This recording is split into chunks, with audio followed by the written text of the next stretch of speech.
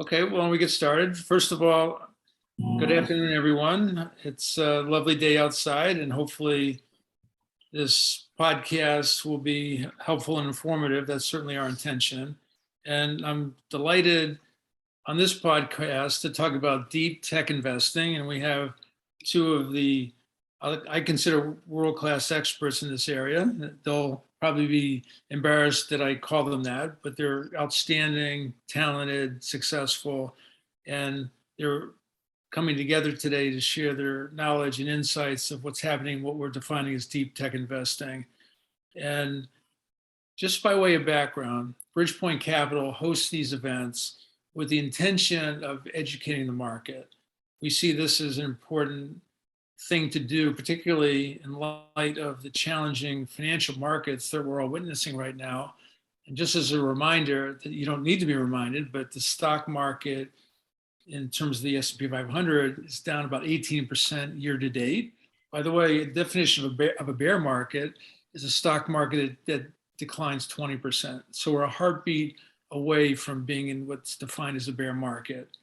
And on top of that, bear markets, roughly 70 to 80% of the time, when a stock market declines by that 20%, it's a precursor to inflation.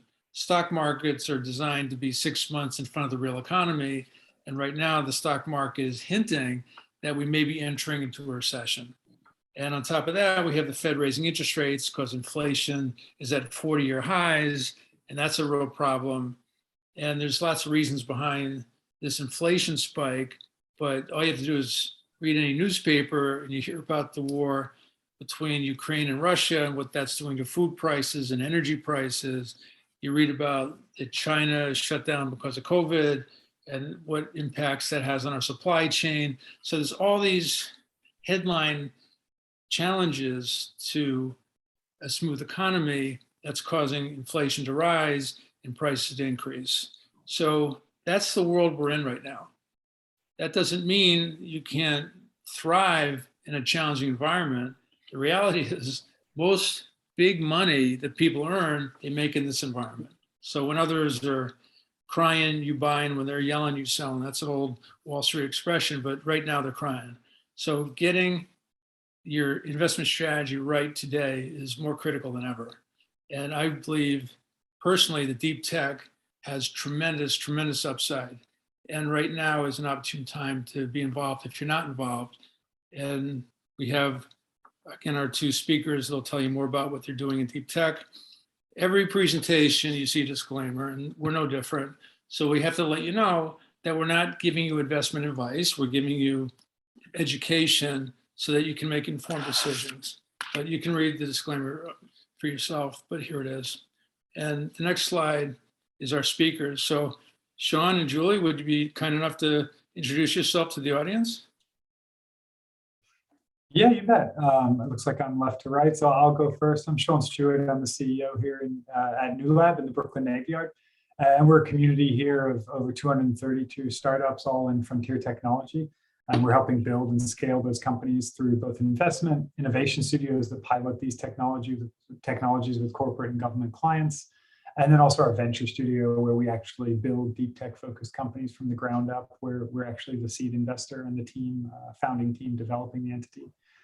I joined here 4 years ago. Prior to that, I was at Google X. I worked on Project Chauffeur, which was the development of the autonomous vehicle for Alphabet. We built Waymo over the course of my time there. And I was the chief business officer at Waymo. And we focused on the deployment of the first L4 robo-taxi service in the world. Prior to that, I spent a lot of time building and scaling businesses in the travel industry, including Airbnb, Expedia, and JetSetter, but that's less relevant for the discussion today. Thrilled to be here. Thanks to Mark and Nadia for inviting me, and I'll hand over to Julia for her introduction. Thank you, Sean, and thank you for the invitation, Mark and Bridgepoint. So my name is Julie Wolf. I am a principal at 2048 Ventures. We are a pre-seed venture firm. We like to lead these pre-seed rounds. This is often first institutional check-in. And I've been brought on to lead the bio and digital health portfolio. So that's where I'm going to focus most of today's discussion. Previously, I was with IndieBio, which is a deep tech accelerator, also focused in biotechnology, that is based, I'd say, here in New York, which is where I am, actually down the street from New Lab here in Brooklyn. IndieBio is also, of course, in San Francisco, where the flagship organization has been running for 5 years, building really big companies, including several unicorns. And before that, I got my PhD at University of Minnesota. I moved to New York for my postdoc and just kind of segued my way into venture capital through the subject matter expertise. So you went to the dark side when you made it to New York, Julie? I like to say I've been slowly stepping into the dark side. I would say going full VC from the accelerator program is where I've really made that jump. But I've really enjoyed it so far, so I guess I was made for it. Well, very cool. Julie, you and I have, I'll just say, a similar experience in our background.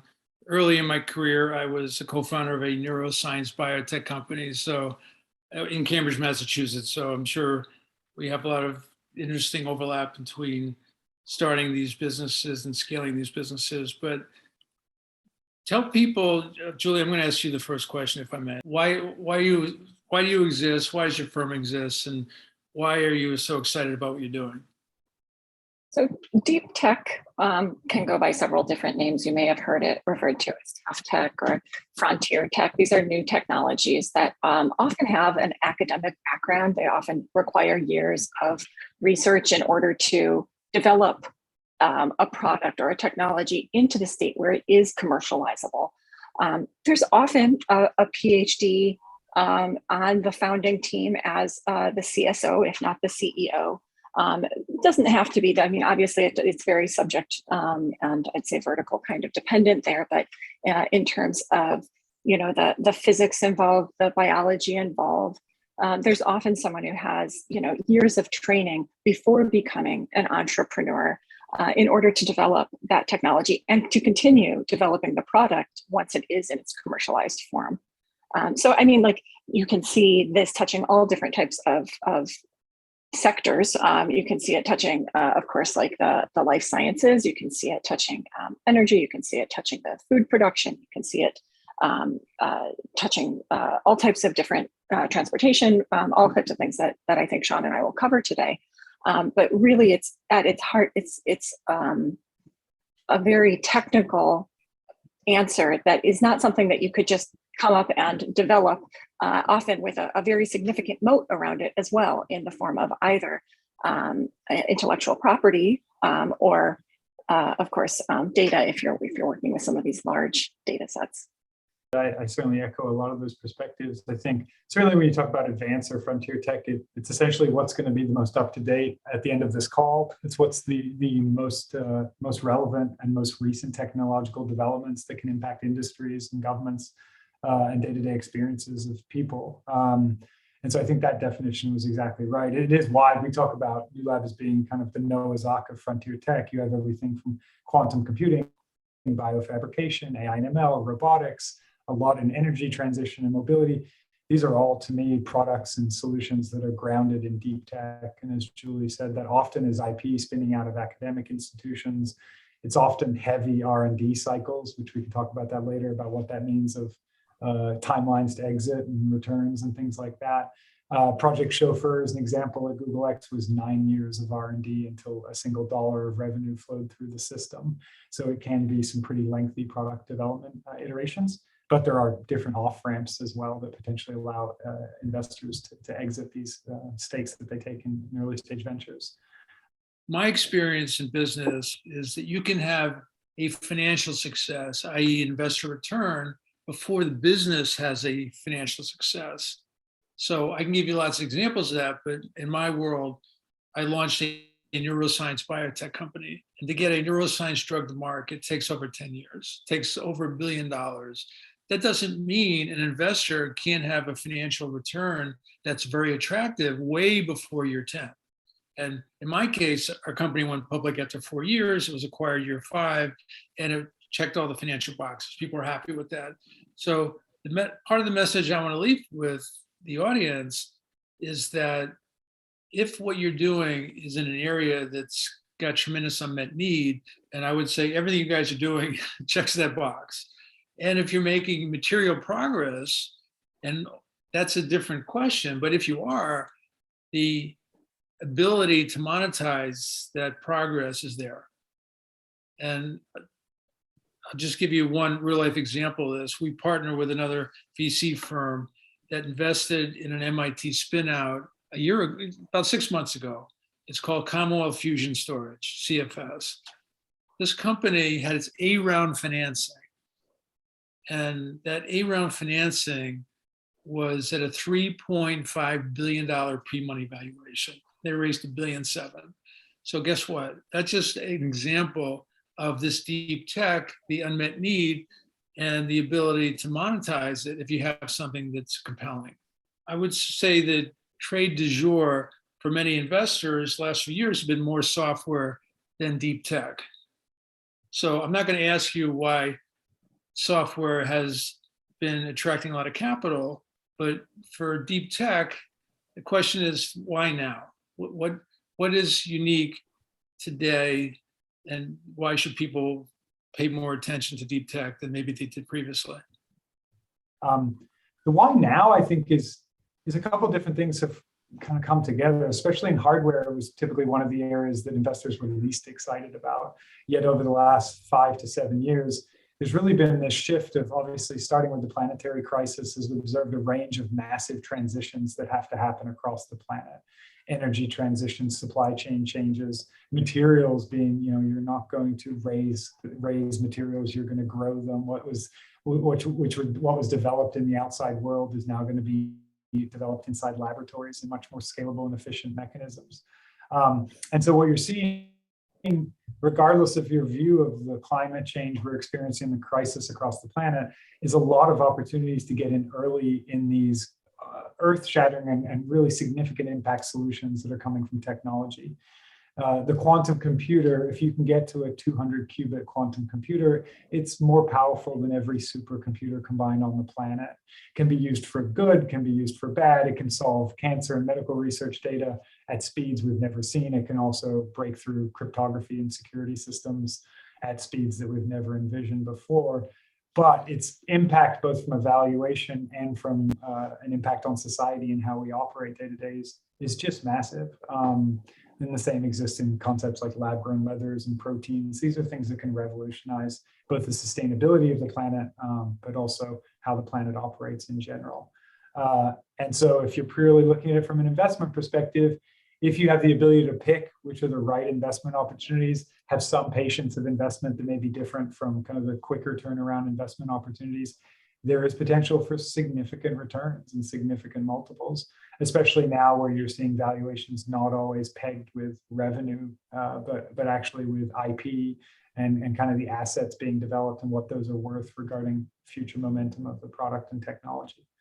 All right, so I can jump in here, and I would say a number of things. First, I think that there is a marriage that you can see of some of those software cloud computing tools and a lot of the areas that we've spoken about. So I don't think that it negates, that deep tech negates investing in software, but it's some of this more AI ML stuff that Sean mentioned in order to do perhaps more stringent or more difficult drug discovery that might not be found by some of the actual physical screens that people have used up to date, right? And so as the computing power has improved and the ability for computers to detect things that perhaps humans might not otherwise be able to measure, we can apply this in novel, very, I would say, difficult problems. For example, antibody development is something that people have traditionally done at the wet lab, but there are several companies working on in silico models in order to better predict, what that area of the protein, not to get too technical, but what that antibody should react to, so that you don't have to screen through 10 to the 9th antibodies. You can screen maybe 80 potential, right? And that is something that would more quickly get that biologic to market or to clinic. Now, that's not the only major, I would say, kind of technical innovation that has come to fruition in the last couple of years. I'm going to focus again more on the life sciences, but looking at our ability to both sequence DNA, synthesize DNA, and our ability to make these kind of in silico models, we can almost, not quite yet, but we can almost program organisms to do exactly what we want. And that means to eat the different types of foods that we want them to eat, to be able to produce the types of perhaps biologics, perhaps other types of compounds, whatever we make, industrial enzymes, whatever it is that we need them to make. And of course, like being able to do that at scale is something that is also, I would say, rapidly advancing in order to bring some of these programmed organisms to market. Now, I'll pause there because I could keep talking about other areas, but I think that because of the advances that we've been able to make on top of, great projects like the Human Genome Project, which has been, yielding these increases in DNA sequencing, which has then led to people saying, why can't we do that with synthesis? I think that that's why now, because we have this unprecedented ability to apply these technologies, which had up to now been, I would say, a little more academic in some of their pursuits. If I may, I just want to build on what you just said and give two more real life examples of what you're saying. So firstly, in New Lab, I'll let Sean describe it, but there's a company in there that is using fermentation to make new products. So kombucha is one of those fermentation approaches that this company successfully deployed. And now they're worth, I think the valuation last round is over $500 million, but I'll let Sean comment on that. But I did want to say a couple of things. Firstly, we have another client that's in the automation of clinical trials. And the fact is, the clinical trial process is manual. It's not really been innovative in over 30 years. It's expensive, it's slow, it's ripe for innovation. So this company basically applied machine learning and artificial intelligence to streamline the collection and processing of clinical trial data. And Pfizer's COVID vaccine was one of their test cases of this product. And Pfizer did great with it. They do testimonials in the company's product. They're an investor in the business. So they fell in love with this. So the message is things like AI, machine learning, et cetera, are revolutionizing so many things that today we've taken for granted they're inefficient. And life-saving medicines to market sooner. Firstly, patents have a limited life, and when a product goes off patent, it's not worth very much. That's just the way the medical science field works. So every day you get a product to market sooner is one more day of revenues you can generate. And equally importantly, it's a day of less expensive R&D. And R&D to get a blockbuster drug to market is well over $1 billion today. So it has a huge impact on the clinical trial process. That's just one data point. But Sean, do you want to talk about your fermentation company or other, exciting products that you've witnessed recently? Because I know there's a lot. Sure, and you're referring to Kingdom Supercultures, I think, but certainly those are one of many examples that echo your previous point as well, which is we've invested in a lot of these companies in seed rounds and Series A rounds, and their traditional liquidity events still exist, which is M&A activity or an IPO, and certainly IPOs have even opened up now for pre-revenue advanced tech companies. You only need to look at the self-driving car space to see there's now 3 or 4 public players that still haven't deployed commercial services of that technology, yet have multi-billion-dollar public market valuations. So those two paths to liquidity still exist in any investment, just like a deep tech one. But the other examples you mentioned are that we often get in so early that future rounds are oversubscribed with significant multiples on the valuations we entered at. And so we get the opportunity to take exit ramps of our early stage investments where they offer us in an oversubscribed round the ability to actually liquidate our position, which is earlier in the cycle. It's not an IPO, it's not acquisition activity, but you can look at the multiple you've seen on your investment and decide if you're happy with that.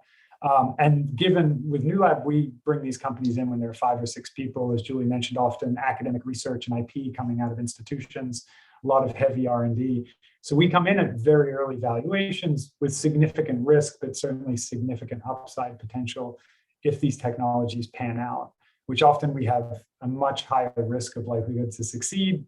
We can create a dog walking app and it's probably got a better chance of succeeding as a commercial entity, but doesn't have the potential upside of developing fuel cells out of liquid ammonia. That can change the energy structure of every industry we operate in.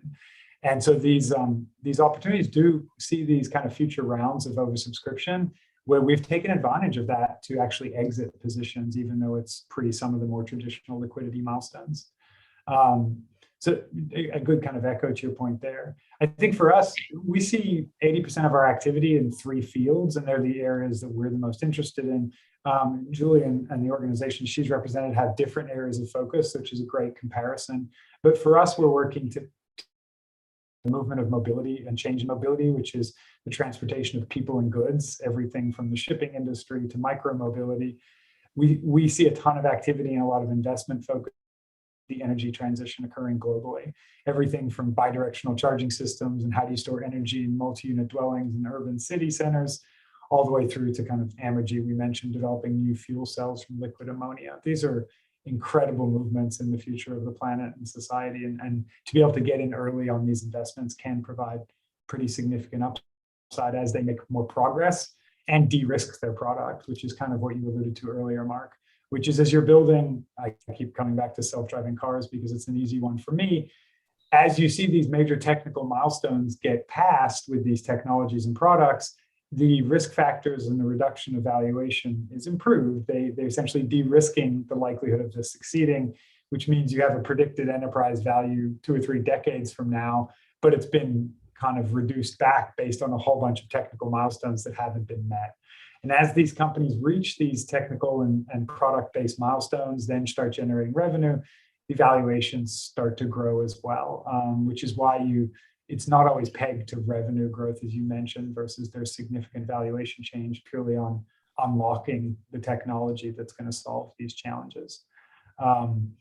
So a great one that we're excited about, I've mentioned a couple times, is Amergy. We read their paper at MIT. Then they went to Seoul University in Korea. They then developed a drone that could fly on liquid ammonia, that they had developed a system that could take the nitrogen and hydrogen out of a liquid-based fertilizer that is an incredibly readily available resource and material around the world.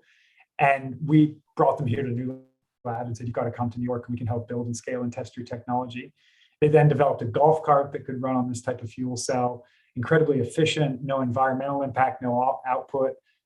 Then they moved to developing a tractor, a John Deere tractor that is run off of liquid ammonia as a full fuel tank, and just converted it from a combustion engine on diesel to an ammonia-based engine. And as each of those technical milestones have occurred, their valuation has grown as well. And so we got in at the seed round when they joined New Lab as a team of 6. They've now raised 75 million in their seed round, with more than half of that coming from Amazon, because Amazon is interested in whether they can move the shipping industry that they rely on for the movement of goods for their marketplace to be more environmentally sustainable through the use of ammonia as a fuel. And now they're moving along, and that valuation has probably 11 or 12x since they joined here 14 months ago. And so you can see that kind of ride happening. And now they're doing a Series A that is likely to be massively oversubscribed. And it becomes a question mark for us of whether we want to exit the investment at that Series A mark or continue to hold in the longer term upside. So that's an example in the energy space that we're very, very excited for.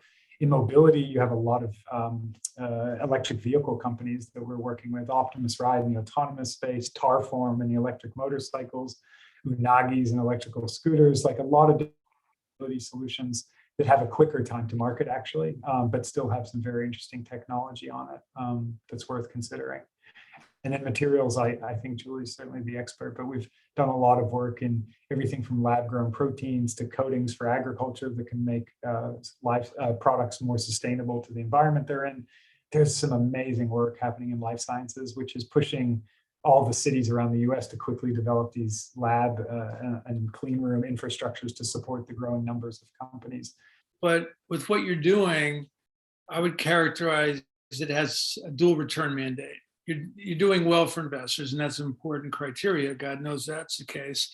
But you're also doing well for society. You're leaving the world a better place than where you started. So whether it's things like the overheating of the planet through energy transition, through mobility, new materials, et cetera, these are things that the sick planet today desperately needs. And doing things that earn an attractive return as well as doing good for society, I think is, for me personally, the dream scenario, the do good, do well scenario. And I know, Sean, you feel that way, and Julie, I know you do as well, but please give me your thoughts and comments too. I mean, 100%. I think a lot of the areas that both Sean and I have spoken about are things where there are clear, I would say, niches, open niches for innovation to improve society. The materials that Sean just mentioned, I mean, fast fashion is the second most polluting industry, in the world. And so being able to both produce greener technology or greener materials, and to think about end of life cycle for some of these different materials, and how do you create something that might eventually have an end of life, which would not contribute to, let's say, some of the microplastics that are shed from some of our petrochemical based materials and can cause all types of problems in our watershed and food systems, right? So how are we able to, I would posit planetary health is an area very close to my heart, but you could talk about all types of different human health needs as well. How do we develop biomarkers to differentiate types of depression, right? And is that an imaging based technology, or are there other types of ways to actually measure something that has to date been very subjective in terms of its measurement, right? Because it's very hard to change something that you can't accurately measure, or to differentiate different physiological forms of a disease. So same thing with all types of different, I would say, neurological conditions. Like the more that we learn about the brain and how it works, the more we'll be able to do early detection for things like dementia, things like Alzheimer's or Parkinson's, and that will lead to early intervention strategies that, of course, are a sore spot of need. I think that we've probably all in this room probably been touched by some of these problems. Well, you mentioned neurological diseases, which is something that I do have some experience with. I didn't do that on purpose, but yes, it is a nice segue. What I can tell you is many neurological diseases skew toward an aging society. So Alzheimer's is a clear example of that, but there are other illnesses that are neurologically based that also have the same application. And I would suggest that the brain is the last medical frontier. We're still learning how it works and how to impact on the medical side to improve outcomes, et cetera. But we're all getting older, living longer, and these illnesses are going to affect us all.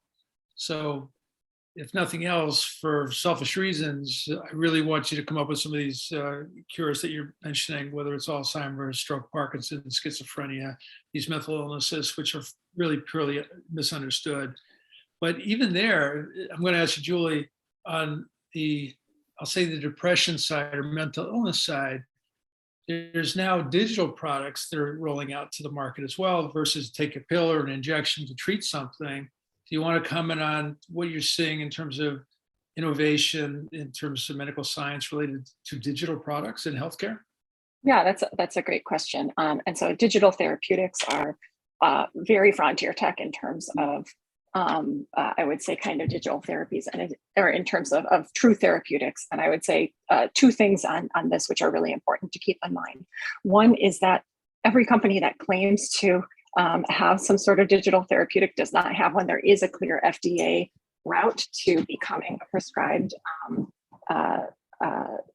program or app that will have known medical outcomes. It will change the clinical outcomes. And the second part is to see the data, right? So like it is difficult to set up these types of clinical trials. And it is also easy to, I would say, because this is kind of a frontier type of therapeutic, it is more difficult to come up with the proper controls in order to ensure that you are having the outcome that you want with your therapeutic. And so understanding how this is set up is something that is important to ensure that you're not seeing some sort of artifact from the system. So that's probably a lot of words to say, just buyer beware at this case, because I think that there's a lot of folks entering this space. But I do think that there are some truly transformational ways that we can almost retrain our brain in certain circumstances, using the technologies that we carry around with us every day, it's just really important to understand what's being measured, whether it is eye movement, time spent on screen. Like there are real measurables that can come along with this, and tying them into some of the wearables that we have in order to measure things like heart rate, activity, even limb movement is part of the measurables with these things, I think is going to only increase our ability to both treat people outside of the clinic and use these kind of digital therapeutics, as well as monitor patients, which is it's a different conversation, but the clinical outreach or the application of some of these is going to go even beyond therapeutics. Let me take a leap of faith for a minute.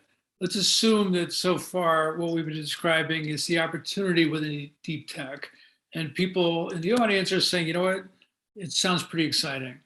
And how would they take advantage of the expertise of the people on this call to get more involved? So for example, they may see deals in the deep tech area and not know how to do due diligence on them. You were just mentioning, Julie, that there's a lot to be done before you picked a winner or not. But what should investors, if they have a desire to get exposed to this area of the market, what advice would you give them?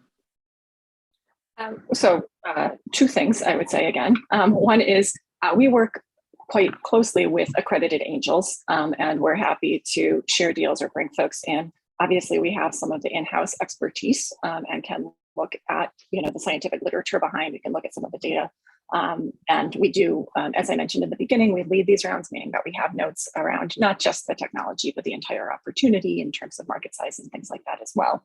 And the second thing is some of the questions that you need to ask these companies are pretty standard around, what is your go-to-market strategy? When do you plan to be getting revenues?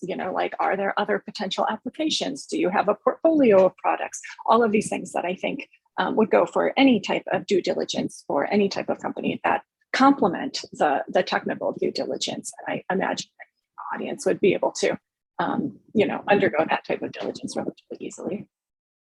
Okay. Sean, how would you answer that question, buddy? No, I think that's spot on. Is that I think with every investment, you have this foundation of diligence that's necessary. The founders, their product visions, strategy, their track record, their go-to-market, everything Julie just mentioned. And whether it's, again, the dog walking app or the 3D printed rocket engines, you've got to do that same level of diligence. Then with anything in the deep tech space, there's this added level of technical and scientific research and diligence needed, which is they're claiming with technology they can do this, doesn't really work. And unfortunately, that's not as clear through the traditional diligence approaches. You're not going to go through a pitch deck or sit in a 2-hour meeting and be able to conclude whether they're actually able to grow, chicken breasts in a lab environment. That you need greater diligence there. And so then it comes to a question of, do you want to do the diligence yourself and make these investment decisions yourself? How active an angel investor do you want to be? Or do you want to team up with experts? And there's expert organizations, as an example Julie just mentioned, where they have the research on staff, they have the expertise, the scientists and technologists, and they can make far more informed decisions or guidance for you as an investor in an area of diligence you don't have to do. But leaving that philosophical question aside of who does the work, somebody needs to do it, which is who is actually testing and proving out whether the technology, the patents, the IP developed actually does what it says. And the beauty we have at New Lab and what we rely on are two functions, really, but both of these are accessible for anyone out there could do the same. The first is if we're considering a quantum computing investment, we have 7 other quantum computing CEOs and founders in the community. We have them meet with the potential investment and diligence the technology, interview the stakeholders, and come back to us with a memo and a diligence briefing that says, this is real and has great potential, or this is smoke and mirrors and stay away from it. And that is, as we said before, in the Noah's Ark space, like I can't understand every technology here. I can't diligence every technology purely based on my own experience and education. So you have to rely on others who have that expertise. And then the other application we do, or process we do, which is slightly harder to do, but still exists in various different entities out there, is piloting the technology with problem owners. You claim you're solving X for Y. Great, let's test X with Y and see if it actually delivers on the results that are expected. And nothing creates greater insight into some of these investment potentials than seeing the technology in its use case, in its environment for 100 days or longer with a problem owner who is actually assessing whether the product delivers on its value proposition. We found a company in Germany that had developed a cyanide detection system for food production, and we thought it was applicable to a problem you see in gold mining, which is cyanide leaks cause fatalities and explosions in gold mining operations. Now, based on the patent, it looked like this team in Germany had developed a piece of IP that could solve a global issue in the mining industry, but had focused that IP on food production and actually wasn't aware of an application in the mining space. So what we do is we take that technology, we design a customized sensor based on the IP, we pilot it in mines in Goa with a mining company. And after a 100-day pilot, we're actually able to come back and make an informed decision in that company from an investment perspective based on the success or failure of the pilot. And so that gives you a depth of diligence. You often hear the average kind of software-focused VC spends 10 to 15 hours with a startup before making an investment decision. You're spending 10 to 12 months with some of these companies here to diligence and understand their technology before making some of these investment decisions. And if I can just add in here, both of these. Yeah. Oh, Sean, I was going to say, especially at this early stage, not only seeing the technology, but the founder and the founding team and how they troubleshoot and what their resilience levels are like. I imagine that's, I mean, like I can just see the value in that as someone who works with these early stage founders. So I imagine it's not just the technology that you're looking at with those test runs, right? Oh, that's a huge point. And I'm slightly embarrassed I missed it. But like Verizon Ventures, as an example, works with us to pilot and de-risk investments they're considering. And they came to us with 5 teams they had found around the world that were developing the same kind of general solution that they were considering investing in. And they said, we've picked the winner based on everything we've done is this one, but we're not sure whether how they stack up compared to the other 4. We ran the pilot. Not only did the number one, the one they had picked or felt like was most likely to succeed, perform worse from a technological and product perspective, but the founding team and the operations and the efficiency was really subpar. And so you get exposed to everything from do the co-founders like each other through to does the technology work by putting them through this process. And it's a great point that often the best insights have nothing to do with the technology. You actually get to see how they develop and deploy and run a pilot with a client, which gives you insights to how they'll operate from a partnership perspective in the commercial world. So yeah, it's a fantastic point. I think we could spend a whole session on, I'll just say, commercialization, the team, and the ability to work together, not only during the tough times, but it's equally challenging when they taste success because people's values can change. It's the whole life cycle of a business and how the team works together is also so critical to success long term. But you also mentioned something that I think it's worth amplifying, which is having a prototype. Firstly, in my opinion, large corporations are lousy, really bad at innovating. They're great at sales and marketing for the most part, but they're not very good at product innovation. It's a different skill set. It's really a different culture. And big company culture kills little company innovation from my experience. Okay. So the fact that you have big companies coming to places like New Labs to say, what do you think of this developing technology and help us come up with innovations? I would just say, first and foremost, big companies are desperate to innovate, desperate. And they need places like what Julie's doing and Sean, what your company's doing. And the model you've created, Sean, where a big company can partner with you to say, I'm using an analogy, test drive the car before they buy it, is hugely valuable to a big company, hugely valuable. And the fact is they can't attract the kind of talent that's developing these innovations. They want to have their own IP, their own business, their own success, and not be burdened by the culture and what they perceive to be the negative bias of working at a big company. So you sit in between these two worlds and connect the dots in a way that's a win-win for everybody. If you don't mind, I'd just like you to spend a minute on what we call your innovation labs and what kind of success you've achieved there, because it's really extraordinary. Yeah, I think you hit a lot of great points there, Mark. And you look at the S&P 500, the average age of an S&P 500 company this year is 18 years old. In 1960, it was 62 years old. So these companies have gone from multiple decades in the S&P 500 to being dislodged and disrupted actually quite frequently by new technologies and new industries. Tesla is worth more than every other traditional automaker in the country. It wasn't that GM did something that dislodged Ford and other US OEMs. It was a new startup that came into the space, technologically focused with a new product development approach. And I think you're right. The old model, the Google X model, the Lab 126 model is hire the best talent in your corporation that you can, pay them great money to come work on moonshots and big IP solutions and new technology that you own as a corporate entity. You own the IP, you own the technology and the product developed, and that's your path towards innovation.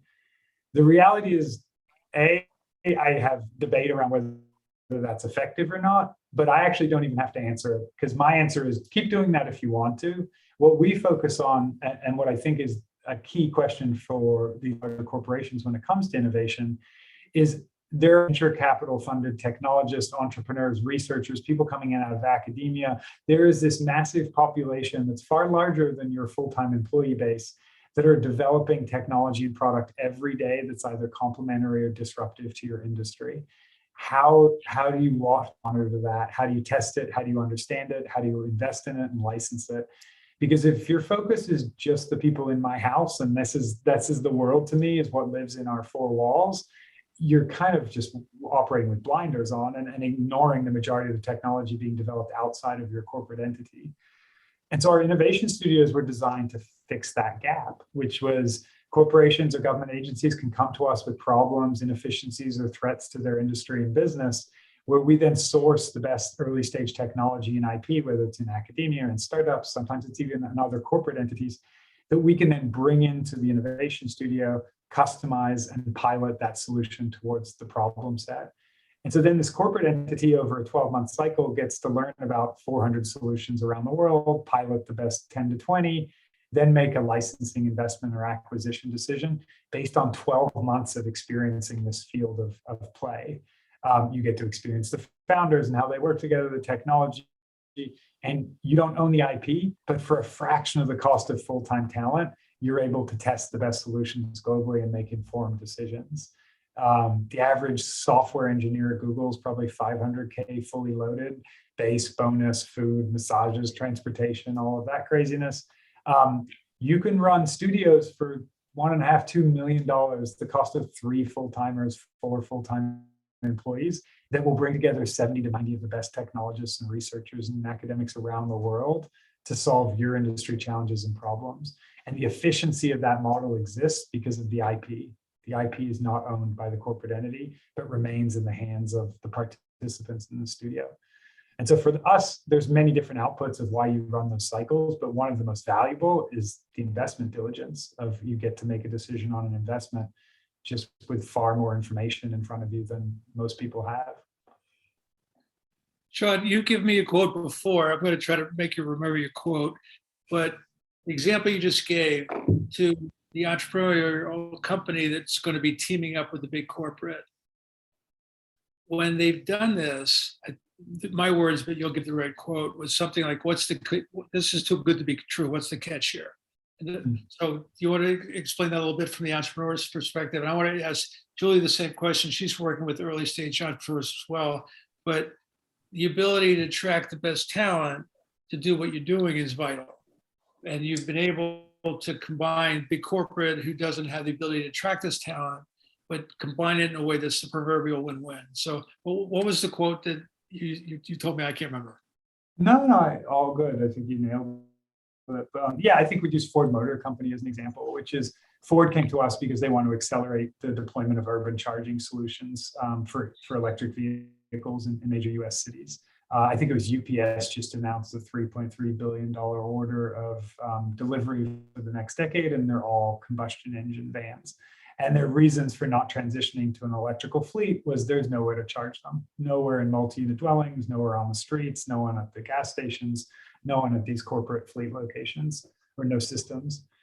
So we go out and we run an open call on a global research. We find 300 to 325 startups and academic research groups focusing on the acceleration of urban charging infrastructure and solutions that could shift these delivery fleets over to electric vehicles quicker. We then interview and assess all of them. We come back to Ford with the best 20. Ford picks the 10 out of the 20. Those 10 are brought to Detroit for 6 months. They develop and pilot their technology directly with Ford across all their different aspects of the business. When we went to the 10 who got accepted out of the 400 that applied and were reviewed and said, congratulations, you've been accepted, you get to join the studio. It's fully funded, you don't pay for anything. You're traveled, you're fully funded pilot with Ford Motor Company for 6 months. Every single one of them said, what's the catch? Like, where am I getting screwed that I can't figure out? They're used to people taking 10% of their company for a program. They're used to like giving up ownership in exchange for these type of commercial opportunities. And for the innovation studios, it's clean and free, which is there's nothing they have to be worried about. They maintain their ownership in their IP. And that's because we want the best solution to say yes to being piloted. I want nothing that stands in the way between them and the right solution for our client. Well said. Julie, maybe if you would talk about in your business model, how you're attracting the breakthrough talent that you're looking to fund and proverbial change the world. Sean explained how he attracts his talent through these corporate partnerships, I'll call it. But talk a little bit about how you attract the best and brightest for what you're doing. Sure. So we also cultivate community. We don't have a physical lab space to bring our companies into, but we know that a lot of especially the folks who have this kind of academic background in the life sciences are not trained to be entrepreneurs. And so I do a lot of outreach at schools, talking with TTOs, talking with departments to explain what entrepreneurship looks like, to talk about how the first steps in commercializing by forming a new co could look. And that's for, I would say, our earliest check size. We have backed companies out of McGill University in Canada, for example. And through that, it was a postdoc who took the project and was able to turn that into a company, which is now backed by Lux and is in its Series A. So they're doing quite well. So just to prove the point that you can't be an academic, pick up the business and the finance side of things, and certainly the sales, which is very important, and move forward with that. So we do a lot of outreach in terms of building up our brand and helping folks to pick up the education side of things before we make that investment, of course. Right? So it's a lot about relationship building, as it is in, I would say, just about every VC firm, in terms of like ensuring that we understand the technology, of course, but also, as I was discussing with Sean, the personality. We want to see that there's some emotional intelligence and resilience and the ability to pick up new concepts relatively quickly as well. So lots and lots of conversations, both in group settings, talks like this, and of course, lots and lots of one-on-ones. Okay, well done. We have just a few minutes left. So I don't know if we have any questions from the audience. We probably have time for maybe 1 or 2 questions. If anyone would like to ask a question, this would be the great time to do that. Yes, it's Lee. I do have a question. Sure. Based on what I've heard, most deep tech founders are either scientists or engineers who are usually heavily embedded in R&D. What do you do to help them communicate their technology and their solutions in a language that investors understand? Sean, do you want to take that one? Yeah, it's good to hear your voice, Lee, and it's a fantastic question. It's actually funny that the most subscribed class and offering we have here at New Lab in regards to on-site programming to support the founders here is storytelling. Because you nailed it, which is the majority of the founders here are PhDs, researchers, technologists, engineers. And while they succeed often in the product and technology, they struggle to tell the story, to inspire, to develop the vision, and get people excited about where this can go. They're often excited by the technology and passing that excitement on to someone who doesn't understand the technology at the level they do often can land flat. So there's two key parts to that question. One is certainly how much are they open to the fact that they may need a different type of operator, leadership, CEO, that often founders aren't the people to take companies through a decade or more of growth, that they need a different type of leadership to operate the business. And that's something, like Julie mentioned, the foundation of diligence you complete with any company. That's something you ask, like, do you plan to run this? Are you the CEO? Do you think you have the skill set to grow the organization? Or are you going to need to bring on a second command? And you try to assess their willingness. You'll speak to some who are like, no, this is my baby and nobody touches it forever. And that's a bit of a red flag if you don't feel they have the skill set to lead it through different stages. So I think that's very valid. And then the second piece is how well they can actually illustrate and tell the story. The other asterisk on that, just to make my answer quite annoying, is it also presents you with opportunity, which is like when I was buying my house in Brooklyn, my real estate agent told me, like, some of the best deals of the houses look terrible. They haven't been cleaned up, like everything's a mess, because most investors walk in there and don't see the opportunity because it's not painted fresh coat of paint. Some people have incredible IP and research in terrible decks, in terrible materials, and can't explain it the way they should. But it's actually a fantastic investment opportunity if you do the diligence and actually find out what they have. So it does present both a challenge, but also an interesting opportunity at times if you can find the diamond in the rough, while others are more kind of alienated by the challenging storytelling. Analogies are worth their weight in gold, right? So an example, just off the top of my head, we have a company that is automating cell genome cleanup, which can get quite wonky. And the founder, I said, what is a better analogy? How do we talk about that? And he's like, imagine you have a fork with spaghetti and you have to trap the spaghetti using your fork. And that's basically what they're doing, except that the spaghetti is DNA. So like coming up with like ways that you can explain what it is that you're doing in especially a visual sense, as I think Sean was saying as well, like it just adds to the story in a way that everyone can just grasp like that, without having to go into like molecular details or whatever it is. But yeah, it's very, very important. Great example. Thank you, Julie. You must be a good storyteller. Do my best. Okay, we have time for one final question, if there is one. Anyone want to ask a final question? Yes, I wanted to ask both Julie and Sean, how do you decide what to kind of patent versus keep as secret sauce? Is that something that you provide guidance to the entrepreneurs?